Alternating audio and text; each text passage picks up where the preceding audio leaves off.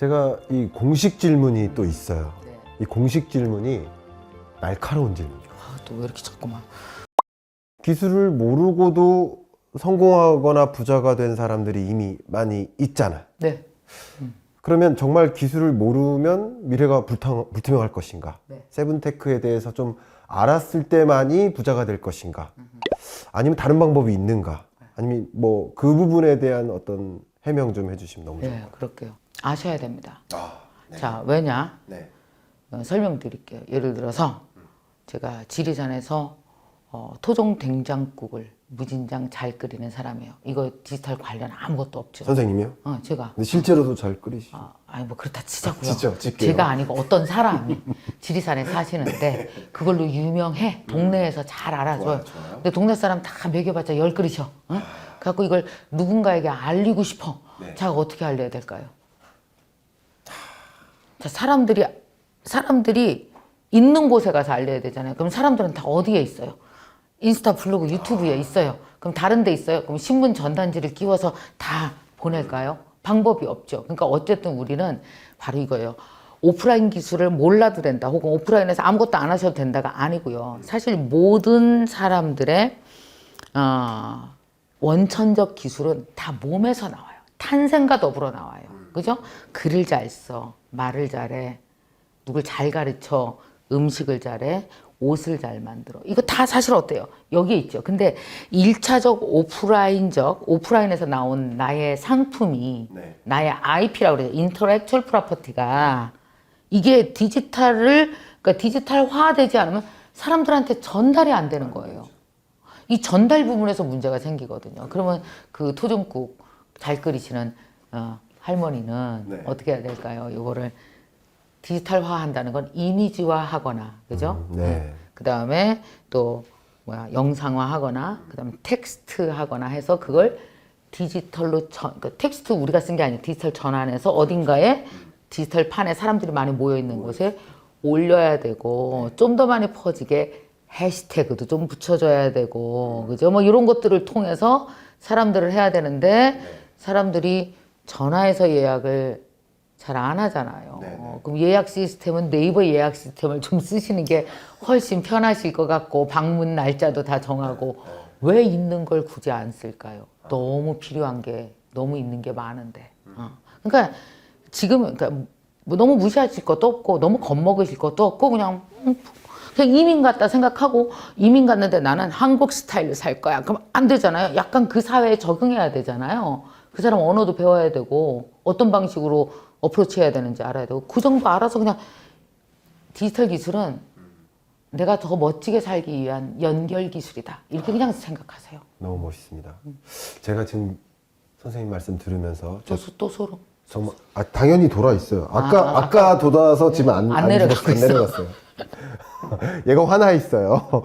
근데 선생님 말씀도 들으면서 제가 평소에 갖고 있었던 이 디지털 경제에 대한 개념하고 매칭을 시켜보니까 네네. 이런 겁니다. 과거에 우리가 콩나물 사려면 시장 가셨었죠. 과거에 우리가 옷 사려면 옷가게. 네. 과거에 우리 자동차 사려면 또 카센터. 카센터 맞나요? 카 대리점. 네. 우리가 무언가를 하려면 그 기업의 접점까지 가야 됐었어요. 그렇죠. 저는 어떻게 표현하냐면 사람이 있으면 기업 접점이 이렇게 둘러싸여 있는 거예요. 거기 가야 됐었어요. 근데 이제 디지털 경제, 디지털 트랜스포메이션은 뭐냐면 그 기업 접점까지 갈 필요 없게 디지털 플랫폼이 가로막고 있는 거예요. 어차피 우리는 이 플랫폼 안에 놀고 있어요. 네. 근데 이 플랫폼이 기업 접점까지 갈 필요 없게 만들어준 거죠. 네. 여기도 다 해결이 돼요. 네. 은행 서비스도, 자동차도, 콩나물도. 맞습니다. 결국은 이게 바로 플랫폼 경쟁력인데 여러분이 이 세븐테크라는 책을 보시면서 나는 어떻게 이 디지털 플랫폼 경쟁력을 가질까? 어떤 식으로? 그런 걸 좀 상상하시면서 읽어보시면 어떨까? 책 읽는 방향성을 그렇게 두시면 어떨까 하는 생각을 제가 개인적으로 갖고 있습니다. 그래서 이제 중요한 질문을 좀 몇 가지만 드리고 싶습니다. 네네. 두 가지 질문인데요. 먼저 말씀드리면 결국 이 책에서 전달하는 얘기가 세상이 어떻게 변화해 왔다고 지금까지 느끼셨는지 그러면 앞으로는 어떻게 변화할 거라고 느끼실 것인지 이 두 가지 질문입니다. 세상은 지금까지 어떻게 변화해 왔다 라고 선생님의 언어로 표현해 주실 수 있겠습니까? 지금까지를 좀 22년 3월까지의 근래 어떤 경제 혹은 사회 환경이 어떻게 변해왔다라고 정의 내릴 수 있을까요? 가장 지금 한 우리가 흔히 얘기하는 저도 이제 정말 공부하느라 힘들었습니다. 웹 3.0 언어를 듣자마자 웹 1.0부터 다 찾아서 또 책 읽고 개념 정리하고 내 머릿속으로 이해될 때까지 했거든요. 근데 사실 딱 살펴보니까 우리가 모바일, 그러니까 휴대폰이잖아요. 모바일이 나오기 시작하면서 디지털 세상이 엄청 개인화되고 빨라진 거예요.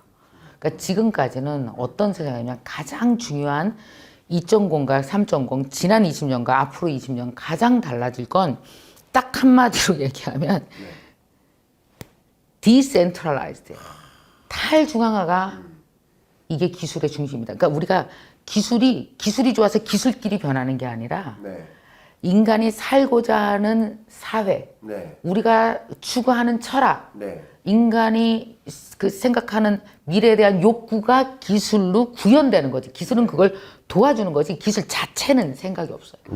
인간이 기술을 만들어냈잖아요. 웹 2.0에서 우리가 한번 경험을 해본 거예요. 뭘 경험을 해봤냐면 제일 큰 경험이 유튜브 경험입니다. 그렇죠, 그렇죠. 옛날에 KBS, MBC, SBS 방송국 3개밖에 없어. 3개밖에 없어. 그랬더니 어때요? 뭐든지 홍보하려면, 그리고 4대 신문. 뭐든지 홍보하려면 거기에 줄을 서야 돼요. 그죠? 그리고 그렇다는 건 뭐냐 하면 거기서 홍보한 사람이 줄 섰을 때 제일 단가도 괜찮고 파워풀한 업체를 광고를 때려줄 거 아니에요. 이 드라마 끝나고 이제 착착착 광고 나오죠. 그럼 우리는 그걸 보면서 화장품은 아모레야. TV는 저거야. 맞아. 그래서 우리는 되게 획일화된 상품을 홍보를 받고 그걸 소비하는 시대였었단 말이에요. 그죠? 그리고 유명한 사람이 정해져 있고 권위 있는 셀럽이 정해져 있고 그렇죠? 그렇게 됐었어요. 근데 유튜브가 딱 나오면서 어떻게 됐어요? 유튜브가 왜 나왔을까요? 철학적으로. 디센트럴라이제이션. 그렇죠. 이 생각해보세요. MBC, KBS만 다 자기네들이 모든 파워를 갖는 거 부당하지 않아요? 부당하죠. 왜 그래야 돼요? 우리 갈수록 잘 배우고 다 똑똑한 사람 너무 많은데 왜 정보가 한 군데서만 쥐고 흔들어야 돼요? 그러니까 제가 보는 관점이 이거예요. 인간은 누구로부터, 권위로부터 지배당하는 것보다 권위보다 개인의 자유를 추구하는 쪽으로 지난 수천 년간 인간의 삶은 진화해왔다. 우리 투표권도 없었을 때 개인이 투표권을 갖기 위해서 얼마나 투쟁했으며 세상에 그 많은 철학자들은 개인의 권리를 주장하다가 마녀사냥으로 엄청 막 매달려 죽고 그랬어요. 그래도 개인의 권리를 그 권력자로부터 찾아오기 위해서 개인이 끊임없이 노력했잖아요. 디지털 세상에서도 노력하고 있는 거 아세요? KBS, MBC 아니고 유튜브 있어야 돼. 그러니까 어떻게 해요? 디지털 테크놀로지가 유튜브라는 걸 만들어줬어요. 맞아요. 그랬더니 거기서 뭐가 또 벌어져요? 알고리즘 권력이 생기네. 인간들은 어때요? 이거 알고리즘 부당해. 우리가 가진 데이터를 갖고 나를 계속 이렇게 막 지네 맘대로 끌어가네? 이거 아닌 것 같아. 난 내가 선택할 거야. 내 선택이 좀 더 강화되고 그리고 내가 만들어낸 컨텐츠가 누가 중간에서 마진을 먹는 게 아니라 원하는 사람끼리 마이크로하게 찐팬 거래를 만들어야겠어. 그러니까 블록체인 기술이 나오는 거예요. 테크는 인간의 욕구를 계속해서 진화하도록 뒷받침해 주는 거예요. 그러니까 철학이 없으면 기술이 안 나옵니다. 그래서 저는 지난 세상은 어떠냐, 플랫폼에서 와그락을 놀면서 그래도 권력 지향적인 게 아니라 마이크로 지향적인 걸 한번 테스트 해봤잖아. 인스타그램 인플루언서 테스트 해봤잖아. 그랬더니 야, 유명한 셀럽보다 많이 팔아. 이 사람이 나 확인했잖아. 오케이, 됐어. 자, 그러면 이걸 더 쪼개서 대신 다이렉트로 모든 그 사람들이 노력한 결과가 거래될 수 있는 블록체인 생태계로 가자. 자, 이거 언제 완성되지? 이거 보고 있는 중이죠. 그게 이제 메타버스라는 공간과 결합하면서 뭐가 나올지 너무 신나잖아요. 나 죽기 전에 나왔으면 좋겠어. 제대로 될 거예요. 선생님 흥분해 계신 재밌잖아요. 나는 인간의 삶이 전부 다 진화할 거라고 믿습니다. 지금 말씀 중에 제가 어떤 생각했냐면 KBS, SBS, MBC, 뭐 YTN 뭐 다 제가 한 수천 번 출연을 해봤는데 김미경 MKTV 한번 출연한 것보다 못해요. MKTV 한번 출연했더니 많은 사람들이 뭐라 하냐면 그러고 나서 너 지상파에도 출연한 적이 있었나 봐? 이런 거야. 지상파에 출연한 사람들이 MKTV에도 출연한 애가 아니라 MKTV에 출연한 걸 보고 나중에 알아보고 지상파에도 출연한 애 그래요. 내 10여 년간 그렇게 9시 뉴스에서 제가 인터뷰하고 했는데도 그거예요. 그 반증이에요. 저는 한 번의 그 권위가 끝까지 수십 년을 갖고 있으면 소외되는 사람이 반드시 나오게 되고 인간들은 그런 인간의 소외성을 해결하기 위해서 기술이 움직인다고 봐요. 그래서 저는 그 블록체인 기본의 철학에 매우 동의하고요. 메타버스 아바타로 활동하게 되잖아요. 부캐. 메타버스엔 장애인이 없습니다. 자, 오프라인에서 우리가 얼마나 많은 차별을 했는지 알아요, 서로 간에. 저는 또 다른 세상에 또 다른 희망을 사람들에게 줄 거라고 믿어요. 저 혹시 얼굴에도 닭살이 돋아 있을 것 같아요. 저 이거 되게, 걱정됩니다. 되게 너무... 지지하고 있고 이걸 만들어낸 MZ세대 20, 30대에게 존경을 표합니다. 저 고맙다고 얘기하고 싶어요. 우리보다 20, 30대 훨씬 똑똑해요. 정말 똑똑해요. 정말 세상이 이렇게 변해왔고 어쩌면 조금 말씀 주신 것 같아요. 세상이 앞으로 어떻게 변할 것까지도 말씀 주신 것 같은데 그러면 세상이 어떻게 변할 것이다 앞으로의 로드맵 특히 이제 세븐테크의 기초에서 로드맵 좀 간략하게나마 어떻게 갈 거다라는 그런 상상을 많이 하실 것 같아서 좀 기대해 보고 싶어. 어떤 상상을 하시는지. 일단 제가 미래로 보는 세상은 이제 가장 중요한 핵심이 저는 디센트럴라이즈드 월드고 탈중앙화 세상. 근데 그 탈중앙화 세상의 가장 중요한 기술이 블록체인인 거예요. 그래서 블록체인에 관련된 요거 책 한번 살짝 보시고 블록체인에 관련된 책은 꼭 한두 권 사서 읽어보십시오. 따로. 맞습니다. 왜냐하면 블록체인은 철학부터 시작하는 책이기 때문에 꼭 한번 이해하셔야 돼요. 왜냐하면 앞으로 웹 3.0은 개인이 강화된 세상을 예측하거든요. 그 여기서 되게 안타까운 게 뭐냐면 이제 이렇게 생각하시면 돼요. 찐팬 1000명으로 먹고 살 수 있는 나만의 커뮤니티. 그래서 앞으로 웹 3.0에서 제일 중요한 게 뭔지 아세요? 기술이 아니고 사람이에요. 커뮤니티가 사람이 구성이 되는 거잖아요. 그러니까 이제 예를 들어 메타버스로 가야 되잖아요. 메타버스로 가려면 아마 블록체인 생태계 가상지갑 하나씩 다 있어야 되거든요. 그러니까 여기에 반드시 필요한 게 뭘까요? 교육이요. 그러니까 다른 세상으로 넘어갈 땐 교육이 없으면 마치 이민 가는 거랑 똑같아서 교육이 없으면 넘어갈 수가 없어요. 이제 넘어갈 거란 말이에요. 교육을 통해서. 근데 그 교육을 받고 넘어온 사람이 몇 명이나 메타버스, 우리 회사가 메타버스 세상에 몇 명의 그 유저들을 보유하고 있어를 가지고 엄청 싸울 거예요. 자, 한번 생각해봐요. 네이버 있죠? 그 네이버에 우리 모든 사람들이 네이버 다운받아서 그 다 쓰고 있어요. 네이버. 그거 아셔야 돼요. 네이버가 어플리케이션이게 아니게요. 앱이게 아니게요. 네이버. 앱이죠. 앱이죠. 카카오도 앱이죠. 근데 우린 여기 깔아 있어서 그게 휴대폰인 줄 알아요. 그게 네이버가 그냥 휴대폰에 심어 있는 줄 아는데 네이버도 하나의 회사일 뿐, 카카오도 하나의 회사일 뿐 앱이에요. 대안으로 더 좋은 게 있으면 안 써도 돼요. 카카오 명예사원이죠. 명예사원증이 있어요. 명예사원. 그렇잖아요. 자, 그러면 네이버가 메타버스로 가야 돼요. 여기도. 그럼 공간 앱을 구현하고 블록체인 생태계를 구현하려고 할 거란 말이에요. 근데 문제는 교육을 해야 돼요. 이거 가상지갑 만들고 하는 거 보통 일 아닙니다. 자, 그러면 거기에 뭐가 필요해요? 네이버도 앞으로 메타버스 가면 커뮤니티가 필요하죠. 그렇죠. 커뮤니티가 필요하죠. 그래서 페이스북이 먼저 우리야 그러고 깃발 꽂으려고 메타를 이름 바꾸고 치고 나간 거예요. 자, 만약에 메타버스로 가신다면, 그러니까 만약에 이제 예를 들어 달라가라고 가실 분 하고 이제 메타버스가 이렇게 그 페이스북이 손을 든 거거든요.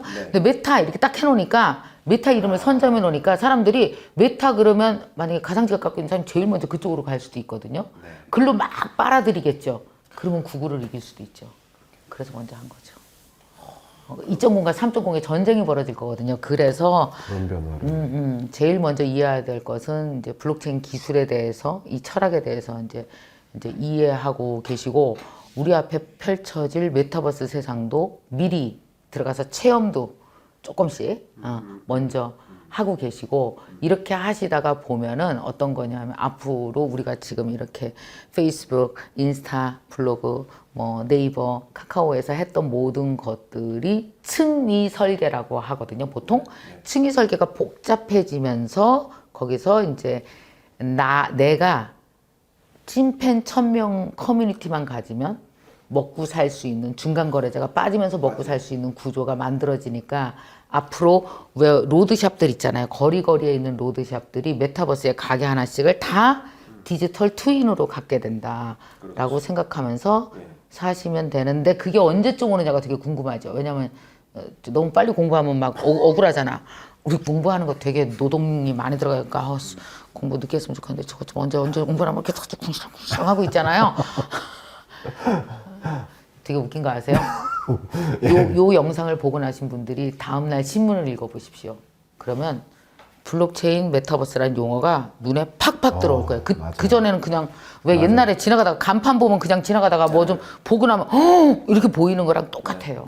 여자들이 왜 모자 사기로 생각하면 왜 모자 쓴 여자가 보이기 시작하듯이 그때부터 보일 거예요. 그래서 공부는 미리 시작하면 항상 이익이십니다. 맞아요. 조금씩 알아두시면 좋을 것 같아요. 지금 말씀하신 게 그 심리학에서 선택적 지각이라고 하잖아요. 내가 관심 있는 그게 생기면 맞아요. 그게 계속 튀어오르거든요. 또 이제 탈중앙화를 말씀 주셨는데 제가 간단한 사례를 잠깐 들려드릴게요. 우리 이해를 돕기 위해서. 제가 이 밥집 맛있어가지고 김밥집 가서 김밥 먹고 결제를 했잖아요. 카드로. 그러면 이게 어떻게 된 거냐면 카드 회사가 돈 내준 게 아니에요. 카드 회사는 담보를 제공해 준 거예요. 그렇죠. 그리고 이 사람 믿을만해 라고 이 사람 믿을만하다라고 대신 신용을 대준 거예요. 맞아요. 그리고 나중에 은행에게 그 정보가 가고 은행이 돈을 주는 거예요. 그렇죠. 근데 지금 제가 김밥집에서 거래를 했는데 지금 신용카드 회사랑 은행이 꼈잖아요. 네, 그리고 제 은행이 있고 이쪽 은행이 있잖아요. 그렇죠. 이 중개자가 많잖아요. 금융기관. 같이. 근데 이게 블록체인이 들어가면 다 사라지는 거예요. 또 송금하잖아요. 제가 한국에 있어요. 그렇죠. 선생님이 미국에 계세요. 제가 돈을 송금해야 돼요. 그러면 제 거래은행에 가요. 한국은행이 이 정보가 가요. 네. 지급결제은행을 거쳐요. 또 그렇게 해가지고 미국에 있는 뭐 지급결제은행 거치고 거기 시중은행 거치고 드디어 송금이 되는데 그래서 시간이 걸리고 수수료 들고. 근데 블록체인이 가미가 되면 수수료도 없어지고 당연히 실시간이고 네. 이게 탈중앙화예요. 이게 전개되고 있는 미래. 여기서 되게 중요하게 볼 게 돈만 중간 거래자가 빠지는 게 아니고요. 내 실력도 중간 거래자가 빠져요. 이게 진짜 개인에 대한 세상에서 가장 우리가 걱정해야 될 부분이에요. 자, 이거 중요한 말씀이시네요. 진짜 걱정해야 될 부분. 예를 들어서 나는 혼자 먹고 살 기술은 없어. 네. 근데 어느 회사가 5,000명을 모집해. 네. 그래갖고 너는 일하고 너는 일하고 다 나눠줬어 이제. 나눠주고 큰 회사에 들어가서 우리가 그런 걸 대기업이라고 하죠. 큰 회사에 들어가서 그 회사가 뭔 일을 해. 그래서 갖고 와서 다 같이 나눠서 일하고 월급이라는 것으로 우리가 돈을 나눠 가졌단 말이에요. 근데 탈중앙화된 세상이 되면 예를 들어 은행도 그랬던 거죠. 은행이란 거대한 시스템에 은행원들이 다 같이 취업을 해서 너는 뭐 이거 하고 너는 이거 각자의 일을 나눈 후 그 다음에 그 벌어들인 돈을 쉐어했잖아요. 근데 탈중앙화되면 어떻게 돼요? 내가 먹고 살 능력을 내가 갖춰야 돼요. 그래서 공부량이 많아져요. 탈중앙화된 세상은 제가 보기에 공부에 게으른 사람이 굉장히 위기에 처할 가능성이 높아서 무지 걱정됩니다. 그래서 한편 탈중앙화가 꼭 좋은 건 아닐 수 있다라는 거죠. 그냥 묻어가기 되게 힘든 세상이 오는 거예요. 한마디로 말하면. 그게 걱정되는 지점은 있습니다. 그 걱정을 좀 최소화하기 위해서 네. 좀 지금 선생님께서 말씀 주신 그런 인사이트 그리고 이런 책을 좀 공부하시면서 정말 이 변화된 환경에 대응을 해야 되겠다. 저는 이제 말씀 들으면서 어떤 생각을 했냐면 저도 제 책에다 그런 표현을 했는데 이제 여러분이 지금까지 달리기 경주를 했는데 산에서 달리기 했어요. 토끼와 거북이가. 근데 이제 앞으로는 산에서 달리기 하는 게 아니에요. 바다에서 달리기 하는. 바다에서 달리기 할 준비를 해야 되는데 지금 운동화끈 더 쪼여매는 건 의미가 없는 거예요. 서핑을 해야 되겠네. 완전히 바꿔야 된다. 운동화를 벗어야 된단 말이에요. 그러니까 오늘 말씀을 통해서 그런 기회가 됐으면 좋겠고요. 시청자 여러분께 중요한 말씀 많이 해주셨지만 꼭 당부하고 싶은 말씀. 이것만은 꼭 명심해라. 책을 안 보더라도 요것만은 꼭 명심해 주세요. 라는 인플루언서로서 또 얘기 한번 해주시길 바랍니다. 변하는 세상에서 사는 것은 용기가 있어야 됩니다. 이건 내 거라고 받아들이시고 우리끼리 하는 말이 있는데 눌러야 산다. 그냥 누르세요. 막 안 터져요 얘. 응? 그냥 막 눌러서 얘는 뭐 하는 거야. 그냥 자꾸 눌러가서 자꾸만 보십시오. 노블록스 말만 들었지. 말은 로블록스 너무 잘해. 근데 노블록스 한 번도 안 들어가 봐. 디스코드 말만 들었지. 한 번 들어가 봐. 그 눌러보세요. 이게 뭐 눌러서 이게 뭐 폭파가 돼요. 어쩌고 안 하면 지우면 되지. 그래서 디지털 세상에 한 가지 정신. 호기심으로 눌러야 산다. 눌러라. 꼭 용기를 눌러보십시오. 갖고 실행하라. 그런 말씀. 보십시오. 네. 인사이트가 막 전율이 또 돋고요. 공통 질문이 있습니다. 네. 자, 제가 지금 말씀 나누면서 또 한 번 강하게 제가 생각이 됐는데 김광석이 생각하는 김미경 세 글자, 두 글자 소녀. 그러니까 여러분들도 어떻게 보면 좀 젊어 보이고자 노력하고 젊게 살고 싶어 하시잖아, 누구나. 근데 이렇게 화장품 예쁘게 바른다고 젊어지시는 게 아니라 생각 자체가 미래에 대한 고민이 담길 때 미래를 공부하시는 그런 모습 속의 소녀가 된다. 저는 그런 생각을 하는데 마음에 드십니까? 네. 너무 좋습니다. 너무 네. 감사하고요. 한 가지 조금 더 이제 거기다 덧붙여서 얼마 전에 그 인구학 연구하시는 서울대 조영태 교수님? 조영태 교수님 오셨었거든요. 네. 강의를 하시는데 그 말씀이 너무 인상 깊었습니다. 우리의 나이가 옛날에 가장 강력한 그 나이대가 있잖아요. 평균 수명이 늘어나면은 가장 힘있고 강력하게 세상을 이끌어 나가는 중심 나이 축이 움직이는 거예요. 예를 들어 60 산다 그러면 20, 30대였는데 네. 평균 연령이 80으로 가면 30, 40대가 중심이고 평균 연령이 100살로 가면 40대, 50대가 중심축이 되는 거예요. 그래서 왜 우리 지금 40대, 50대가 옛날 20, 30대처럼 활동하잖아요. 네. 그래서 이제 더 이상 옛날 스타일로 너무 늦었어. 난 너무 나이가 많아. 너무 늦었어 공부하기에. 지금 해서 뭐 해? 이런 생각을 하지 마셔야 된다는 거죠. 평균 연령 100세로 가면 50대, 60대가 중심축입니다.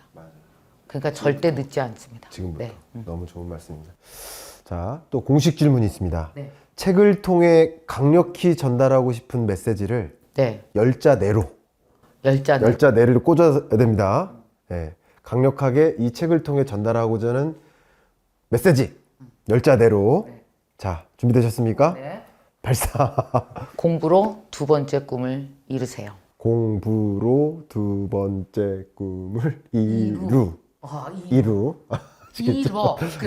이루어. 되셨죠? 이루어. 아주 좋은, 그 10글자. 아, 역시. 자, 이제 또 공식 질문입니다. 네. 나에게 세븐테크란? 나에게 세븐테크란 생명줄이다. 생명줄이다. 나를 다시 살려준. 나를 다시 살려준 생명줄이다. 네. 나에게 MKYU란? NKYU란 나다. 나다. 나 거기서- 마지막입니다. 나 거기서 살거든요. 마지막입니다. 아, 좋습니다. 우리 채널의 공식 이름 책인싸잖아요. 나에게 책인싸란? 아, 나에게 책임싸란 감동이다. 솔직히 말할게요, 내가. 왜 그러냐면 제가 이 책 세븐테크 인터뷰를 진짜 많이 해봤어요. 아, 그러셨어요. 네. 근데 그 이 핵인싸처럼 이렇게 질문을 체계적으로 내가 생각하지 못한 말까지 다 끌어낸 인터뷰가 없었거든요. 그래서 인터뷰 잘하는 사람 따로 있고 열정 있는 사람 따로 있다라는 생각이 딱 들어서 사실 제가 세븐테크라는 책을 설명할 때 이렇게 뭐랄까 다른 데 채널 보시면 알 거예요. 이렇게 자세히 잘 설명한 곳이 없었어요. 근데 잘 설명하게 누가 끌어내줘야 하는 거지 내가는 그냥 못 하거든요. 그래서 그게 참 중요한 것 같아요. 제가 계속 닭살 돋다가 진짜 눈물까지 글썽일 만큼 너무 감동적인 말씀이시고요. 오늘 이 핵인싸를 모셔서 책에 대해서 깊숙이 인사이트를 듣는 책인싸 우리 프로그램 첫 번째 수도수님 말씀을 통해서 제가 많이 배웠고요. 또 많은 생각을 하면서 또 영상을 다시 한번 봐야 되겠습니다. 여러분 시청해 주셔서 너무 감사합니다. 네, 우리 네. 핵인싸 여러분 화이팅 하세요. 네, 감사합니다. 고맙습니다. 오.